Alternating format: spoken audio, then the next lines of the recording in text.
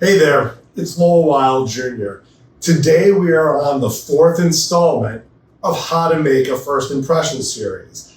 I just entered the patient treatment room, and this week's version is about entering the patient treatment room as the physician and what your patient treatment room looks like, which is such an important part of making a good impression with your patients.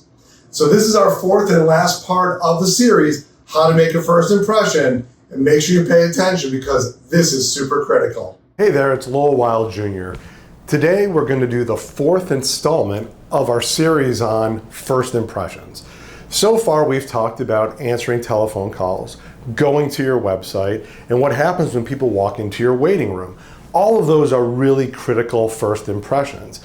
This first impression that I'm going to talk about today is what do people see when they're in your treatment rooms and when you walk in to introduce yourself for the first time.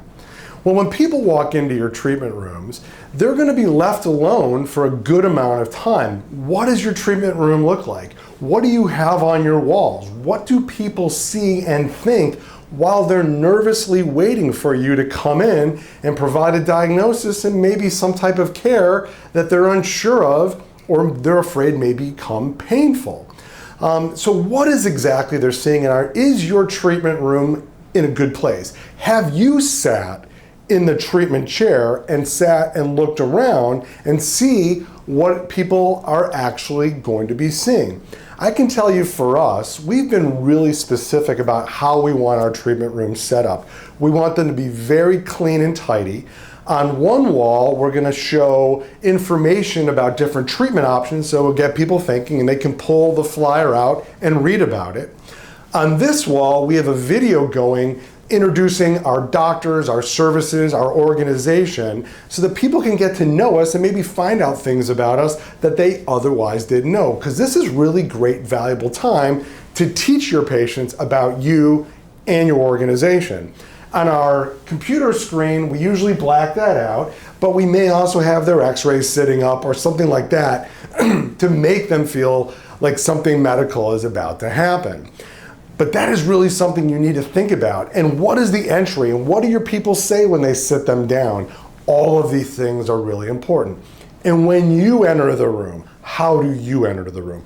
Do you introduce yourself? Do you look them in the eye? Or do you immediately look at the computer and turn your back on people? Not ideal. You want to face them face to face. Look them in the eye. Be sympathetic. Put your hand on their foot as you talk to them to make them more comforted. How do you look? Are you disheveled? Are you wrinkly? Do you have clothes that you were in the operating room and look like you just got out of bed or out of the operating room? Or are you clean and tidy? Is your hair well manicured? Is your facial hair, if you're a man, well manicured? Or do you look sloppy? People are judging you from the moment you walk in. And from region to region, a golf shirt might be appropriate in some regions, scrubs in other regions, and the way I'm dressed or a tie may be appropriate in some regions. But you need to be aware of that. Another thing that you need to be aware of, and somebody told me recently during this series, is what does your parking lot look like? Are you parked front and center in a really expensive car? It may be a big turnoff to your patients to see that you're driving an expensive car. I am not begrudging you for spending money on a nice car. You've worked hard, you deserve it. But do you want to promote that prominently right in front of your location with an expensive car, especially in today's world where people are really struggling? So all of these things need to be thoughtful to make that first impression. And as you think about all the different things we've talked about with first impressions, they all make a difference. So I'd encourage you to think about each stage of those first impressions, and hopefully you'll change some things to make a better impression that will make lasting impact on your patients, your reputation, and your business. I hope you've enjoyed our series on first impressions, and I look forward to you maybe leaving comments at the bottom and telling me other things that you'd like to hear from me in the future.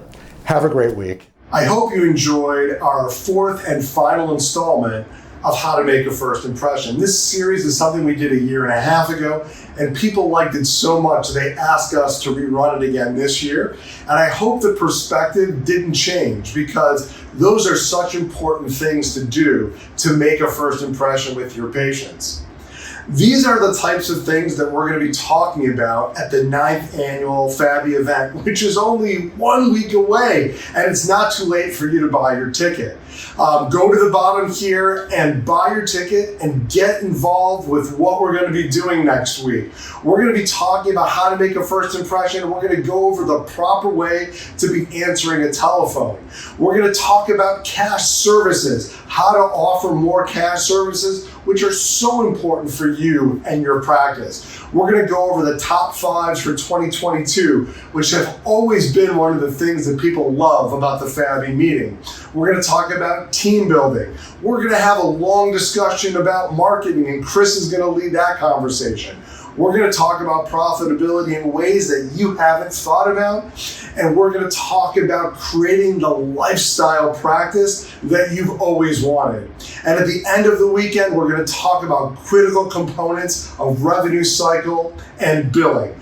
These are the things you can expect, and so much more. Our event is totally interactive. It is not a webinar, it's an event. And if you haven't been with us before, try it out. I guarantee you're going to love it.